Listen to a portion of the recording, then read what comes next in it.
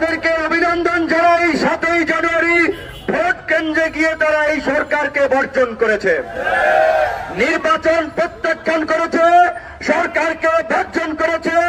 এখন আমাদের গণতন্ত্রের আন্দোলন করতে হবে।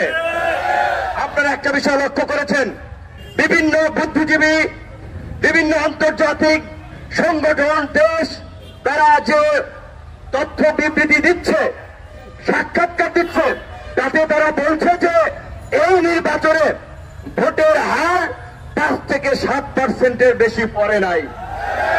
তাহলে কি হচ্ছে? 93% মানুষ এই নির্বাচন প্রত্যাখ্যান করেছে।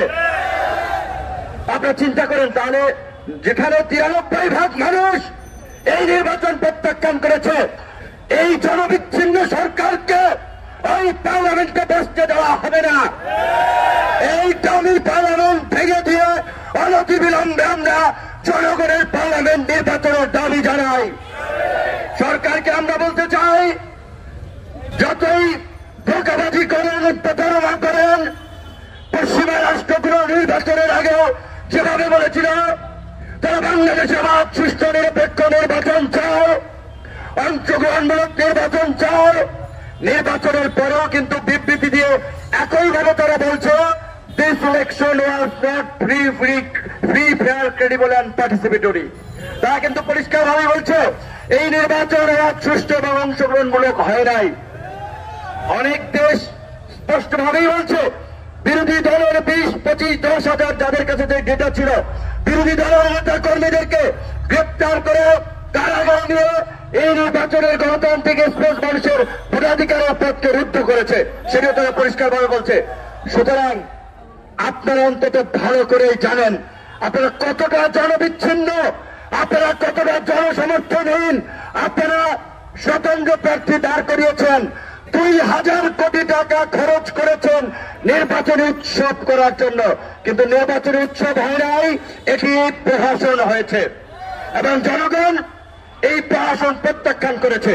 আমাদের পরিষ্কার কথা, এখনো সরকারকে বলবো, আপনাদের শুভবুদ্ধির উদয় হোক, অনতিবিলম্বে এই পার্লামেন্টে নির্বাচনকালীন সরকার বিষয়ে বিল পাস করুন, রাজনৈতিক সমঝোতা তৈরি করুন, অবাধ সুষ্ঠু নিরপেক্ষ নির্বাচন দিয়ে বিদায় নিন। এইভাবে আপনারা টিকতে পারবেন না। তবে আমার একটা ভয় হয়, আশঙ্কা হয়, সরকার যেটা বলে এই শীত ওঠে কিনা সেটি আমরা জানি না, সন্দেহ আছে। এত দুর্বল, এত অসুস্থ সরকার, শীত টিকে কিনা সন্দেহ আছে। কিন্তু যতদিন তারা ক্ষমতায় আছে, দেশের যে ক্ষতিটা করবে সেটি নিয়ে আমি ভেবে সন্দেহান, আমি আশঙ্কা আছি। এই মন্ত্রিসভায় শেয়ার বাজারের 3 জন আছেন, 12 জন সংসদ সদস্য আছেন। এমনিতেই শেয়ার বাজার কয়েক দফা লুটপাট করেছেন।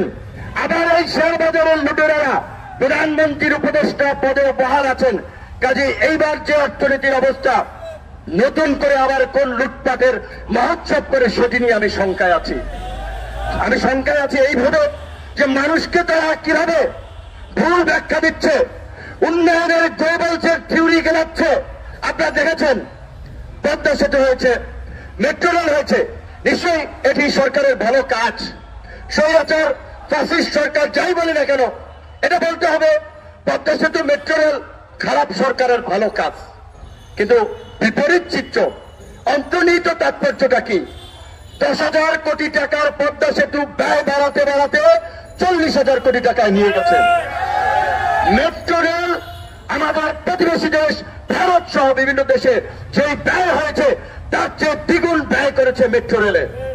আরো শুনবেন, 33,000 টাকা দিয়ে ধরেন এই আপনার মেট্রো রেল করেছে, আরো 33,000 কোটি টাকা পদ্মা সেতুতে খরচ তারা করেছে।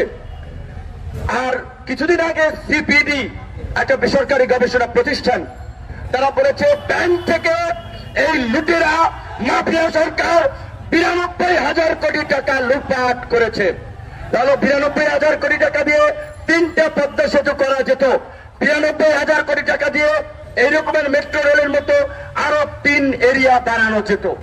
তাহলে দেখেন, আপনার একদিকে ওই মেট্রো রেল পদ্মা সেতুর উৎসব করছে, আর কয়েক গুণ টাকা শুধুমাত্র ব্যাংক থেকে লুটপাট করেছে। আরো আছে লুটপাটের ফিরিস্তি, জনগণকে জানাতে হবে, জনগণের মাঝে তুলে ধরতে হবে। এই সরকার ভারতীয় মদত পুষ্ট দাবিদার সরকার। এটি এই দেশের জনগণের কাছে পরিষ্কার হয়েছে। মোমেন সাহেব এই মন্ত্রিসভা থেকে ছিটকে পড়েছেন। মোমেন সাহেব কি বলেছে মনে নাই? স্বামী স্ত্রীর সম্পর্ক ভারতের সাথে। আমি ভারতবর্ষের সরকারকে বলে এসেছি ক্ষমতায় রাখার জন্য। আমাদের ওবায়দুল কাদের সাহেব নিজে বলেছে তলে তলে দিল্লির সাথে আমাদের আপোষ হয়ে গেছে, দিল্লি আছে আমরা আছি, ওবায়দুল কাদের বলেছেন। তো এই দিল্লির দাবেদার সরকার দিল্লির দাদা বাবুদেরকে ঘুষ দেওয়ার জন্য আদানি গ্রুপের সাথে 1600 মেগাওয়াটের যে বিদ্যুৎ কেন্দ্রের চুক্তি করেছে, সেই চুক্তির মধ্য দিয়ে 1,26,000 কোটি টাকা লোপাটের জন্য ঘুষ দেবে আদানিকে। 1,26,000 কোটি টাকা, যা দিয়ে অন্তত আপনার প্রায় 4টা মেট্রো রেল, 4টা পদ্মা সেতু করা সম্ভব। রূপপুর পারমাণবিক বিদ্যুৎ কেন্দ্র রাশিয়াকে ঘুষ দেওয়ার জন্য, রাশিয়াকে খুশি করার জন্য 1,13,000 কোটি টাকার একটা একেবারেই অপ্রয়োজনীয় প্রকল্প নিয়েছে, যেটি অর্থনীতিবিদরা বলছিলেন যে সাদা হাতির প্রকল্প। তো এইভাবে তারা লুটপাটের সুযোগ দিয়ে দেশকে বিপন্ন করে, দেশের স্বাধীনতা সার্বভৌমত্বকে বিপন্ন করে গণতন্ত্রকে নির্বাচনের পাঠিয়ে আজকে ক্ষমতায় আছে। এরা দেশদ্রোহী, এরা দেশের শত্রু, এই গণশত্রু শ্রেণী শত্রুদেরকে পরাজিত করে আমাদের গণতন্ত্রের সংগ্রামকে বিজয়ী করতে হবে। আজকে যারা সেফ জোনে থেকে আন্দোলন করছেন, কথা বলছেন, তাদের উদ্দেশ্যে দুইটা কথা। নির্বাচন বর্জন করেছে, কিন্তু বলছি ভাই যুগপৎ আন্দোলনে আসো, সেখানে নাই। এক বেলায় আসো, সেখানেও নাই। কিন্তু তারা অনেকে আবার নির্বাচন বর্জনও করেছে।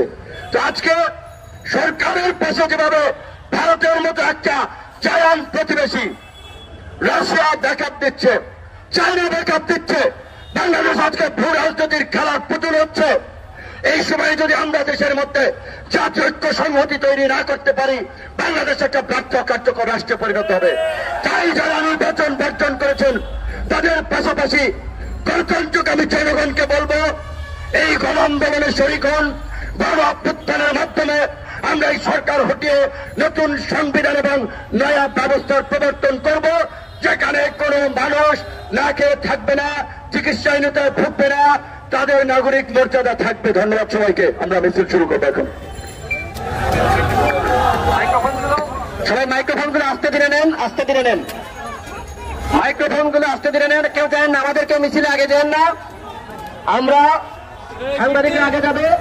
আমাদের নেতৃবৃন্দ 5-7 জন করে ছাত্র, যুব, শ্রমিক, পেশাজীবী সকল নেতৃবৃন্দ আপনারা সুন্দরভাবে দাঁড়াবেন।